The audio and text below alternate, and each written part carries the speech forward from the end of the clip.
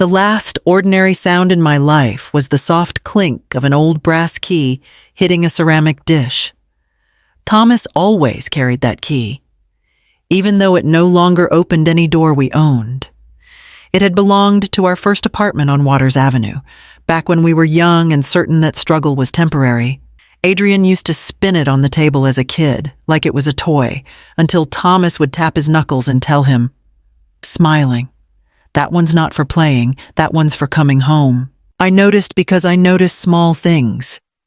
The air in Savannah had turned sharp overnight. Not snow. Not the kind of winter that makes headlines. Just that thin layer of cold that slips across bridges before anyone expects it. Thomas buttoned his coat, kissed my forehead, and stepped out before sunrise. "Drive carefully." I called after him. "I always do," he answered. He asked me to confirm Thomas's date of birth before he said anything about the bridge. I answered without thinking. I've always been the one who confirms things: appointments, flights, school forms so other people can keep moving. Black ice, Talmadge Memorial Bridge, impact with the guardrail, at the hospital. I remember the smell first. Antiseptic and burnt coffee. I remember the way the doctor removed his cap before speaking. I remember my knees bending without permission. They said Thomas died on impact. Something inside my chest twisted so hard that I couldn't pull air in. I thought I was crying, but no sound came out. The hallway tilted.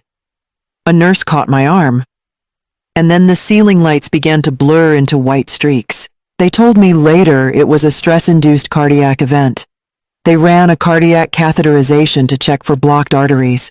There weren't any. The cardiologist called it stress cardiomyopathy, my heart reacting to trauma in a way that can mimic a heart attack. When I woke up, there was a band around my wrist with my name printed in block letters. I was no longer a wife in a waiting room. I was a patient. My name is Paloma Whitaker. I am 66 years old. The room hummed quietly. A monitor blinked beside me.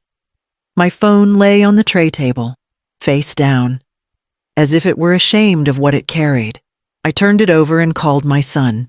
Adrian answered with wind in the background. I could hear laughter. Ocean. Maybe. He and his wife were in Maui. They had left 3 days before. "Mom," he said, "what's wrong?" I said it the way you read directions when you're lost.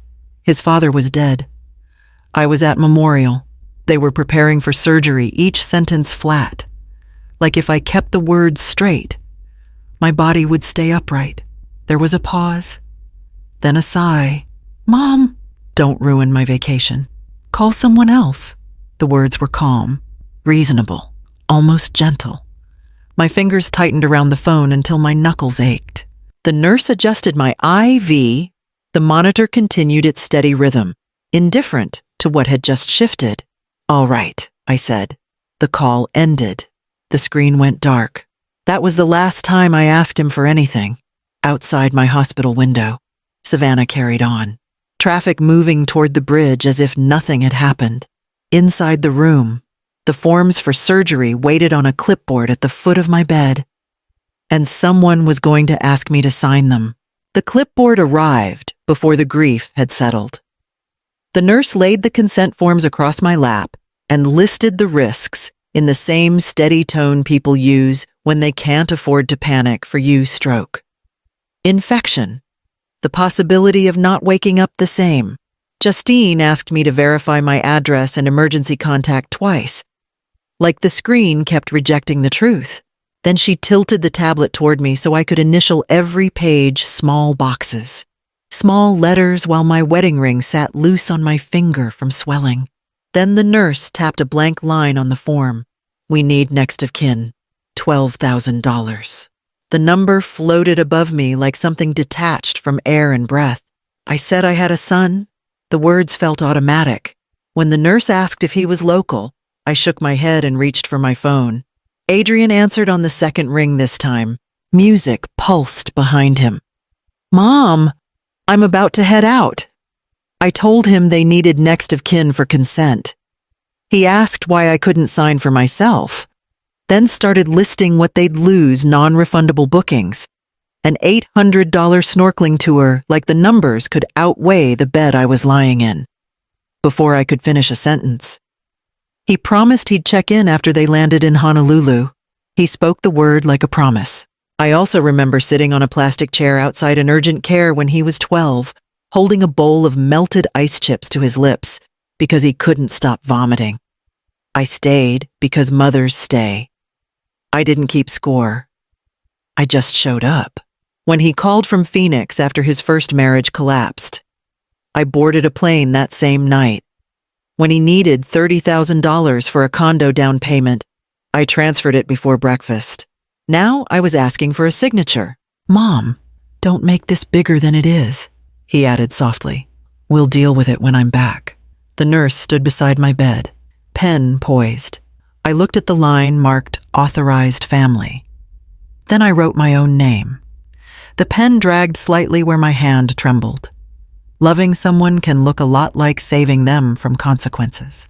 But at what point does that love teach them they never have to show up? I woke to the sound of my own breathing, slow and mechanical, as if it belonged to someone else. A nurse adjusted the line in my arm. Her badge read S. "Martinez, you're out of surgery," she said. It went as well as we could hope. How long my throat felt scraped raw. 4 hours. 4 hours where my son had been on a beach. She pulled the empty chair closer, like she expected footsteps, then paused and left it half-turned toward the bed, as if even the furniture didn't know where to face. The question hovered there, gentle but pointed. I watched the doorway, half expecting someone to appear simply because she had asked. "No," I said. "I'm all right." She hesitated, then offered that they could call someone if I wanted. It sounded like something she'd been trained to say. "My son's traveling," I added, as if that explained everything, as if I needed to defend him. She nodded without judgment. "We'll take good care of you." After she left, the room settled into its own quiet rhythm. Machines blinked. Footsteps passed in the hall. Somewhere, a family cried loud, open grief. Their voices rose and fell like a tide. No one said my name. My phone lay on the tray table. I reached for it and saw one message from Adrian. "Landed. Everything okay?" I stared at the words until they blurred. I typed back, "Surgery done. Recovering." He responded quickly this time. "Good. See, I told you it would be fine. Try to relax." The chair beside my bed remained empty, its cushion untouched. I felt the old brass key in the pocket of my hospital gown where I had tucked it before surgery. I pressed it into my palm until the metal edges left a faint mark. If I survive this, I will live differently. I didn't send another message. Silence can be a wound. It can also be a boundary. The pain medication made the ceiling soften at the edges, but it didn't blur my phone screen. I wasn't looking for anything in particular. I just needed proof the world still existed beyond the hospital corridor. Adrian's face appeared first. He was smiling into the sun. Sunglasses pushed back, his arm angled just right for the photo. Behind him, the ocean stretched out in clean, careless blue. Under it, someone wrote, "You've earned this, man. Family can wait." I read it twice before my eyes stopped focusing. A nurse came in to check the IV and glanced at my phone. "Family?" she asked. "Yes," I said. She nodded and left. Another text came in. "Try not to stress." That's probably what caused it in the first place. Probably. In his version of events, my body had overreacted. The doctors had dramatized. The timing had been inconvenient. No villains, no abandonment, just logistics. He wasn't cruel. Cruel would have been easier to fight. He was practical, efficient, always moving forward. He believed in outcomes. I had become a complication. I turned the phone face down on the tray table. The room felt smaller after that. It would have been easier if he had shouted. At least shouting means you are there. By Wednesday, the nurses stopped speaking in emergency tones. Your vitals are steady, doctor, Patel said, scanning my chart. Recovery will be slow, but promising. Promising. My phone buzzed again. When Dr. Patel mentioned updating my file, I asked for the tablet. The emergency contact line still carried Adrian's name like a habit. I deleted it and typed Miriam Kane's number with my thumb shaking, then pressed save before I could talk myself out of it. As if fear were a habit I could simply drop, the old brass key lay beside my water cup. I slid it into my palm and closed my fingers around it. I didn't correct him. I didn't explain what the doctors had said. I didn't describe the way my heart had misfired or how the nurse had steadied my shaking hand before surgery. For the first time, I didn't volunteer details so he could feel informed. Silence shifted the balance more than any argument could. Miriam filed the updated medical power of attorney that afternoon, and for the first time in my life, my son was no longer the person hospitals would call. Rehab was quiet work, small steps down a hallway, a therapist named Cole counting under his breath. Slow. He reminded me when I tried to rush. You're rebuilding muscle and trust. Trust. After 6 weeks, I met with a realtor at our house on Whitaker Street. It's a strong market, she said. You could list at $680,000, maybe higher. I stood in the living room where Thomas used to read the paper. List it, I said. Are you sure? She asked gently. Are you sure? People don't usually sell after something like this. It was our home, I replied. Adrian called the week after the house went under contract. Wait, you're selling, he said. That seems drastic. I need less space. I answered. You don't have to make big decisions just because you're emotional. I looked at the stack of closing documents on the table. My signature ran steady across each page. I didn't argue. I just kept signing until the ink stopped shaking. He was quiet for a second, then cleared his throat. Well, as long as you're okay. He didn't mention the hospital. He didn't mention Maui. I moved into a smaller townhouse near Forsyth Park. Brick walls. 1 flight of stairs. Enough. On the first night, I placed the old brass key on a new ceramic dish by the door. It didn't open anything anymore, but it still had weight. Adrian visited Savannah that summer for a conference. We had lunch. He spoke about work, about growth, about projections. He didn't apologize. Some distances are measured in miles. Others are measured in silence. 3 years smooth the surface of things. They don't change what's underneath. I was at my kitchen table when Miriam Kane called. Paloma. She said, efficient as ever. There's a matter with Thomas's portfolio. The Georgia commercial property tied to the trust needs both beneficiary signatures to liquidate. The property had been locked into a long-term lease that only expired this year. Until then, no one could touch it. Both. I repeated, yes. Yours and Adrian's. The assets valued at roughly $900,000. Without dual authorization. It can't be released. The old brass key lay beside my coffee mug. I turned it over once. Has he been contacted? I asked. He contacted me. She corrected gently. Very businesslike. Of course he was. An email followed within the hour. Subject line estate release. Hope you're well. I'll be in Savannah Friday.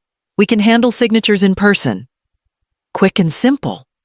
Quick and simple, I replied with the time and the name of the restaurant. He flew in that afternoon.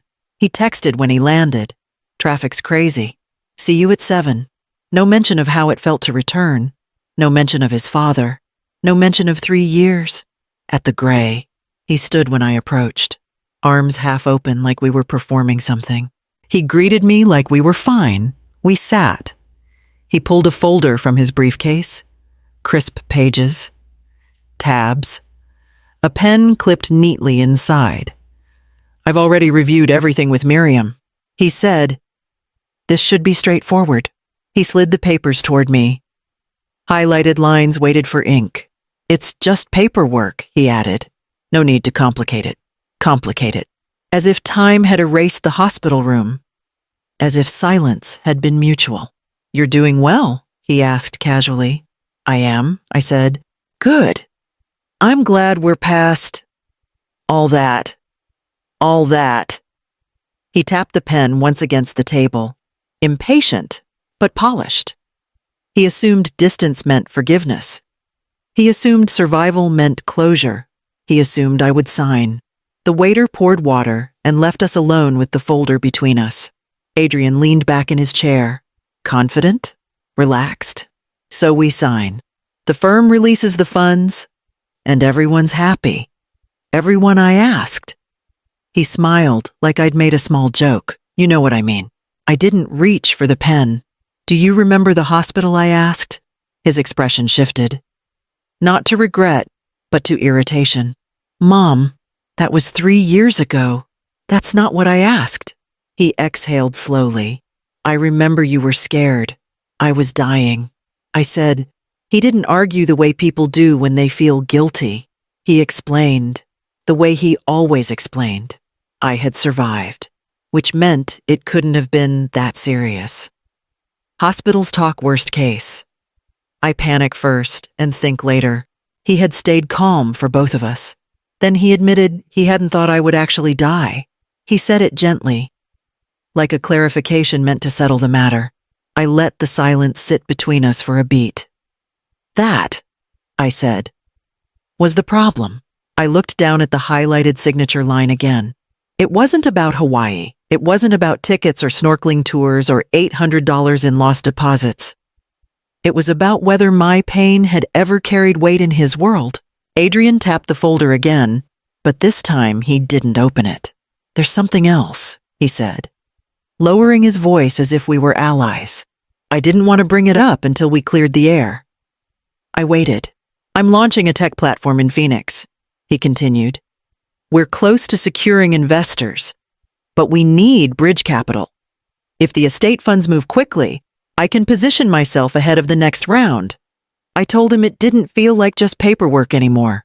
He insisted it was simple signatures, timing, opportunity if I would stop making it personal.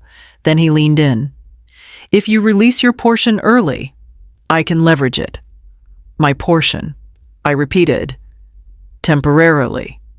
He added quickly, you'd still have assets. It's strategic. He leaned forward. Dad would have wanted to help me. Thomas's name again. Used like currency. Dad believed in growth. Adrian went on. He believed in supporting initiative. He also believed in showing up. I said, Adrian's jaw tightened. You're doing it again. Making this emotional. I'm listening, I replied. He sighed. You're holding on to resentment over Hawaii. It's distorting your judgment. This isn't about the past. This is about opportunity. How much, I asked. I'd need access to at least $200,000 initially, he said without hesitation. It's temporary. Once valuation increases, it pays back exponentially. $200,000, I repeated. Yes, and it's not charity. It's investment, and if it fails, it won't, he said quickly. You have to trust me. Trust. You came here for leverage, I said. His eyes hardened. I came here because we're family. Family. The words sat between us. Stretched thin. I didn't think you were actually going to die, he said again. As if that absolved everything. I looked at him carefully. Not angry, not shaking. You didn't think I was going to die, I said. That was the problem. He stared at me.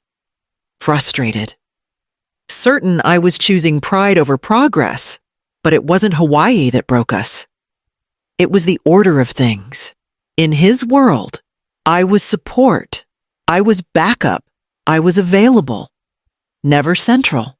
Adrian pushed the folder closer to me one last time. So that's it, he asked. You're really going to block this over something that happened 3 years ago? It didn't just happen 3 years ago, I said. It showed me something. He leaned back, frustrated now. You're choosing pride over family. I'm choosing clarity. I replied. He laughed once. Sharp. Dad would have been disappointed. I met his eyes. Don't use your father to pressure me. He held my gaze for a second, then looked away. $200,000 isn't a gift, he insisted. It's strategy. You're sitting on capital that could grow, and I'm sitting on a heart that almost stopped. I said quietly, growth means different things to me. He picked up the pen and tapped it against the folder. So what's your answer? No. The word felt steady. Not loud. Not dramatic. Just final. He stared at me as if waiting for more. An explanation. A justification. A mother's softening. I didn't give him one. He gathered the papers, sliding them back into the folder with clipped precision. You'll regret this, he said. I won't, I answered. Outside, the air was thick with evening humidity. I walked toward Chippewa Square, the Spanish moss hanging low over the path. The old brass key rested in my coat pocket, warm against my palm.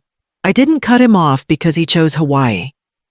I cut him off because he chose himself. I used to leave the door unlatched in my mind. Now I keep it closed. Not out of spite, but so I can breathe. If this story stirred something in you, stay with it. Talk about it. Share what you would have done. Conversations about family aren't easy, but silence is heavier.